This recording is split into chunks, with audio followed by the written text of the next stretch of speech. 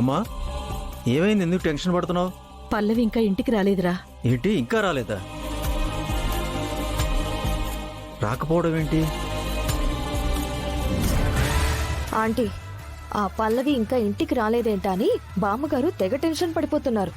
తెల్లారిపోయేసరికి దాని బతుకు తెల్లారిపోతుంది అని వార్త వస్తే ఇంకేమవుతుందో. ఆ పల్లవితో పాటు ఈవిని కూడా తీసుకెళ్లాల్సి వస్తుంది. చరణ్, చరణ్! ఏం నాన్న? పల్లవి ఏదిరా? నన్ను అడుగుతారేంటి? నిన్నడక్క ఎవరిని అడగాలరా? ఇద్దరు కలిసే కదా కాలేజ్కి వెళ్ళొస్తారు. నువ్వొక్కడివే వచ్చావు, పల్లవి ఇంకా రాలేదంటే ఎవరిని అడగాలి? పల్లవి ఇంకా రాలేదా? అదే కదా. ఏంటత్తయ్య, వాడి మీద అరుస్తారేంటి? అది రాకపోతే వీడేం చేస్తాడు? అలా మాట్లాడతావేంటి సుమలత? కాలేజీ నుంచి ఇద్దరు కలిసే వస్తారు, వీడు ఒక్కడే వచ్చేసాడు. తను రాకుండా వీడు ఎలా వస్తాడు? తీసుకురావాలి కదా. తీసుకురావడానికి నాతో పాటు రావాలి కదా. తను వెళ్ళిపోయిందని చెప్పారు. మరి పల్లవి ఎక్కడికి వెళ్ళినట్రా? బహుశా గుండమ్మ దగ్గరికి వెళ్ళిందేమో. వెళ్తే చెప్పేది కదా. బావుంది మావయ్య గారు, చెప్పాలని రూలేముంది? ఆవిడ ఇష్టం. గుండమ్మ దగ్గరికి వెళ్ళడానికి ఆవిడికి ఎవరి పర్మిషన్లు అక్కర్లేదు కదా, అందుకే వెళ్ళుంటుంది.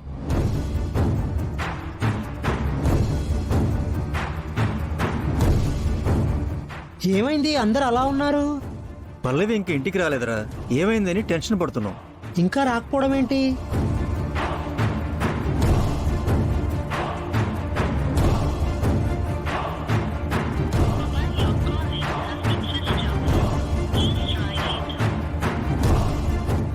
Phone switch off వస్తున్నానమ్మా.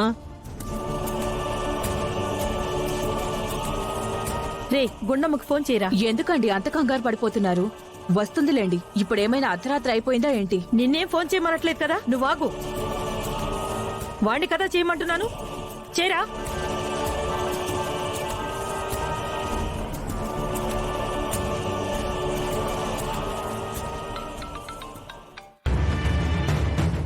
ఏంటల్లుడు గారు ఈ టైంలో కాల్ చేశారు? పల్లవి ఇంకా ఇంటికి రాలేదండి. మీ దగ్గరికి ఏమైనా వచ్చిందా? పల్లవి ఇంకా ఇంటికి రాలేదా? ఇక్కడికి కూడా రాలేదు చరణ్. అక్కడ కూడా రాలేదా?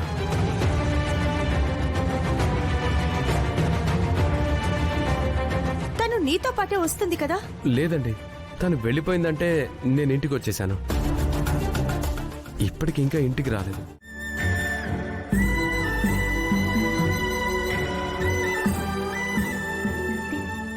అది కాదు గుండమ్మ, వీళ్ల పెళ్లి అనుకున్నప్పటి నుంచి ఏదో ఒకటి జరుగుతుందని మీరు భయపడుతూనే ఉన్నారు. కానీ మేమెవరూ దాని గురించి పెద్దగా పట్టించుకోలేదు. ఇప్పుడు ఒకదాని తర్వాత ఒకటి జరుగుతున్నది చూస్తుంటే నీ అనుమానమే నిజమనిపిస్తుంది.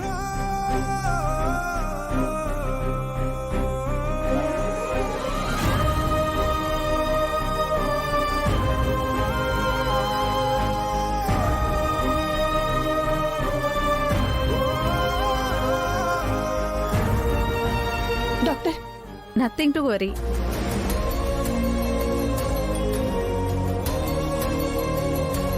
ఆ అమ్మాయి అదృష్టం బాగుంది.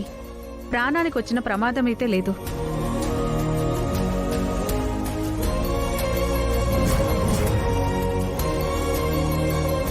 డాక్టర్, మేము వెళ్ళి చూడొచ్చా? వెళ్ళండమ్మా, ఎక్కువగా మాట్లాడించకండి. అలాగే డాక్టర్, రండి.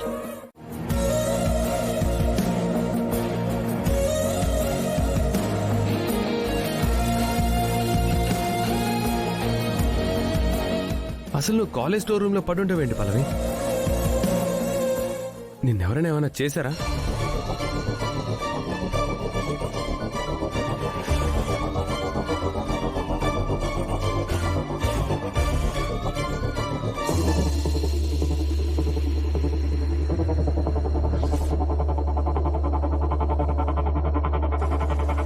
నమస్కారం సార్. నమస్తే అమ్మా. ఎస్ఐ గారు, మీరొచ్చారేంటి? ఇదెవరో కావాలని చేశారని నాకు అనుమానంగా ఉంది.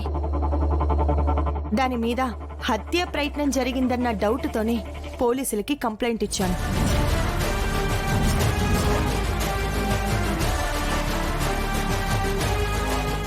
ఎస్ఐ గారు, తను మా అమ్మాయి. తన గురించి నేను కంప్లైంట్ ఇచ్చింది. చెప్పమ్మా, అసలు ఏం జరిగింది? ఆ కాలేజ్ స్టోర్ రూమ్లో స్పృహ లేకుండా పడుందండి. రాత్రైనా ఇంటికి రాకపోయేసరికి కంగారుగా తన గురించి వెతకడం మొదలుపెట్టాం. ఫ్రెండ్స్ అందరినీ ఎంక్వైరీ చేశాం, కానీ ఎక్కడ ఏమీ తెలియలేదు. చిన్న డౌట్ వచ్చి కాలేజ్కి వెళ్ళాం. అక్కడే కనిపించింది. అంతేకాదండి, అక్కడేదో విషవాయు పీల్చిందంట. ప్రాణాలకు గ్యారంటీ లేదని డాక్టర్లు చెప్పారు. భగవంతుడి దయ వల్ల బ్రతికి బట్టకట్టింది. కెమికల్ ల్యాబ్ లో అయితే పాయిజన్ ఉండే అవకాశం ఉంది, కానీ స్టోర్ రూమ్ లో పాయిజన్ ఉండటం ఏంటి?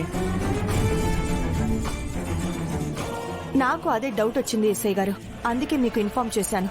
చెప్పమ్మా, నీకెవరి మీదైనా అనుమానం ఉందా?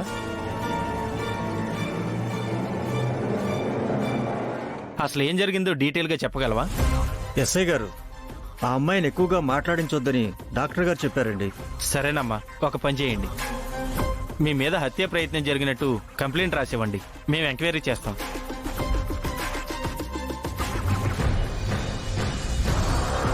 హత్యా ప్రయత్నం ఏంటి, ఎంక్వైరీ చేయడం ఏంటండి?